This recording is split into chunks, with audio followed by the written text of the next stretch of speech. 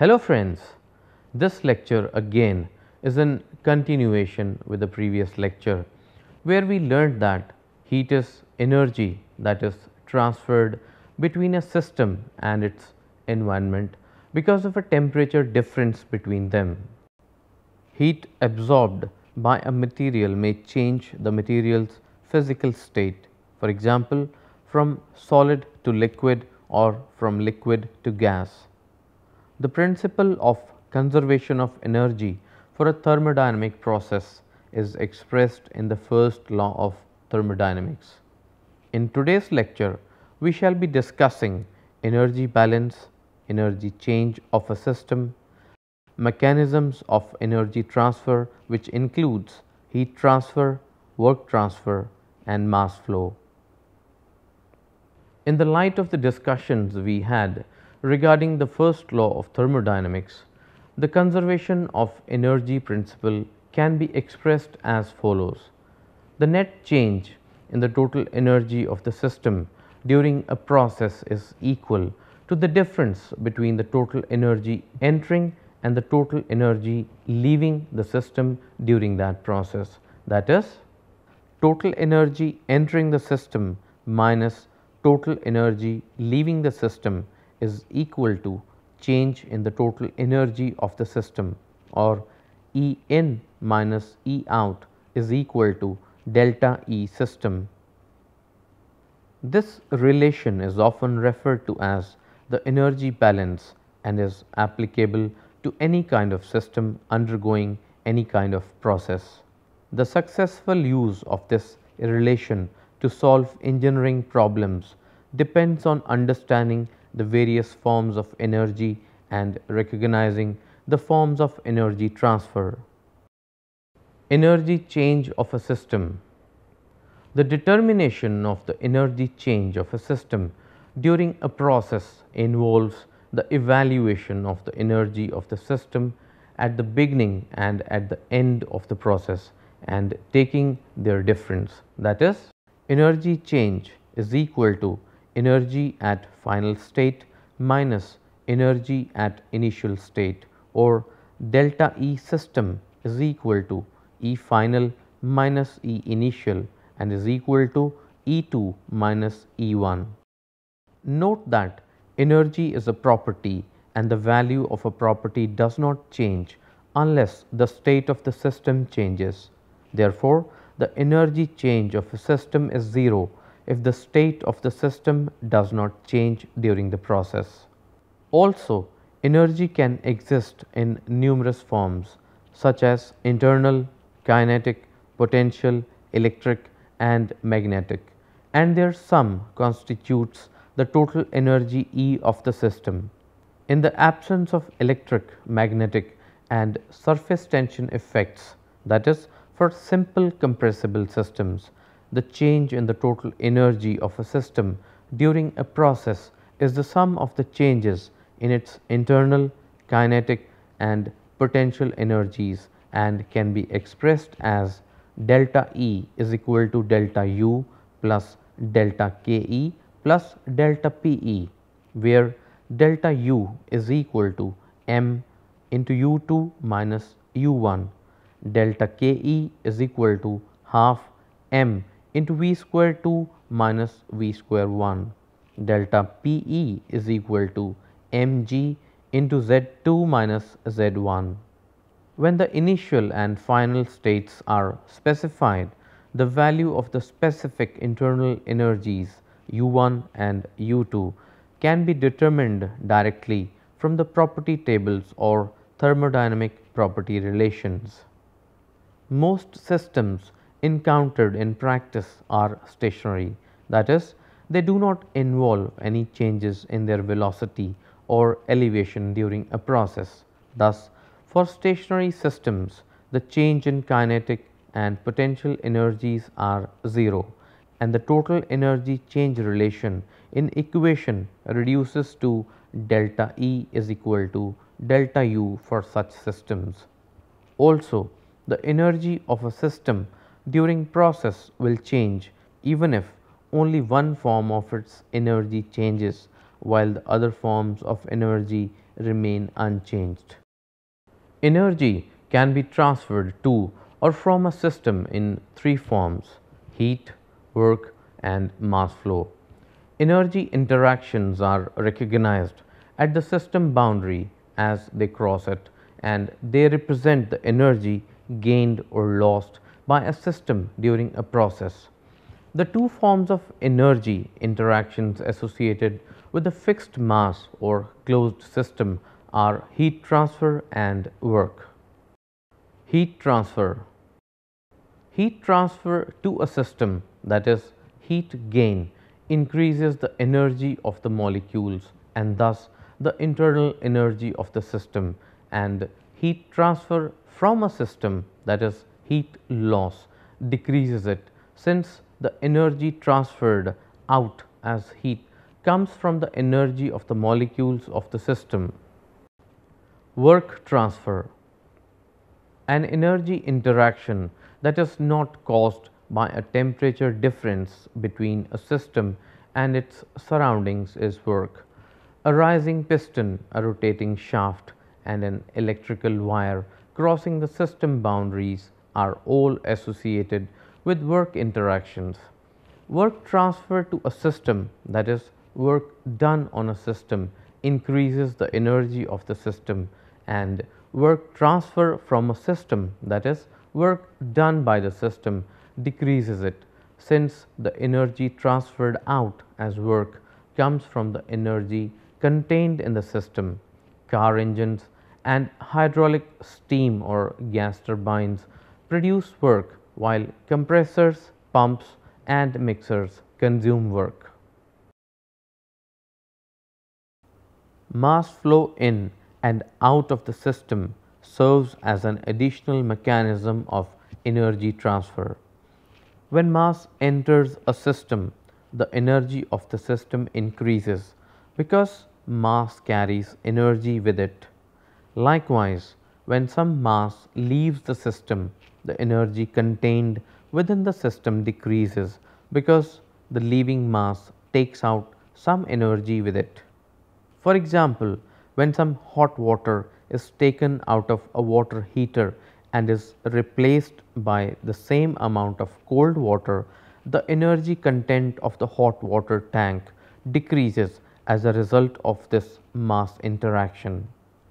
Noting that energy can be transferred in the form of heat, work, and mass, and the net transfer of a quantity is equal to the difference between the amounts transferred in and out, the energy balance can be written more explicitly as E in minus E out is equal to Q in minus Q out plus W in minus W out plus E mass in minus E mass out, and is equal to delta E system. Here the subscripts in and out denote quantities that enter and leave the system respectively.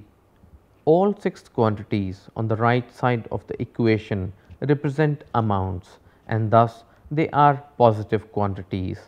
The direction of any energy transfer is described by the subscripts in and out.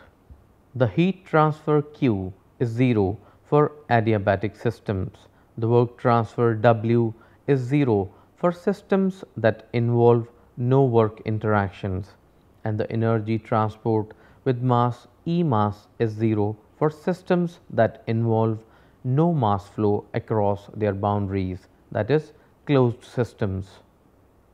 Energy balance for any system undergoing any kind of process can be expressed more compactly as E in minus E out, that is, net energy transfer by heat, work, and mass is equal to delta E system, that is, change in internal kinetic, potential, etc. energies. For a closed system undergoing a cycle, the initial and final states are identical, and thus delta E system is equal to E2 minus E1. Then the energy balance for a cycle simplifies to E in minus E out is equal to 0 or E in is equal to E out. Noting that a closed system does not involve any mass flow across its boundaries, the energy balance for a cycle can be expressed in terms of heat and work interactions as W net out is equal to W net in. That is, the net work output during a cycle is equal to net heat input. Mechanisms of heat transfer. Heat can be transferred in three different ways: conduction, convection, and radiation.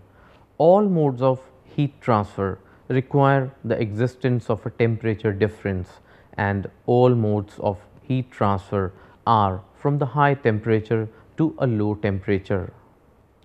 Conduction.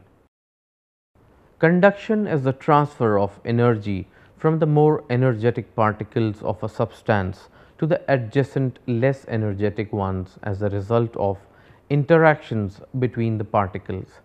Conduction can take place in solids, liquids, or gases. In gases and liquids, conduction is due to the collision of the molecules during their random motion. In solids, it is due to the combination of vibrations of molecules in a lattice and the energy transport by free electrons. A cold canned drink in a warm room, for example, eventually warms up to the room temperature as a result of heat transfer from the room to the drink through the aluminum can by conduction. It is observed that the rate of heat conduction through a layer of constant thickness delta x is proportional to the temperature difference delta T across the layer and the area A normal to the direction of heat transfer and is inversely proportional to the thickness of the layer. Therefore, rate of heat conduction is Q conduction is equal to kT A into delta T upon delta x. Here, the constant of proportionality kT is the thermal conductivity of the material, which is a measure of the ability of a material to conduct heat. This table here shows the thermal conductivity of some of the commonly known materials.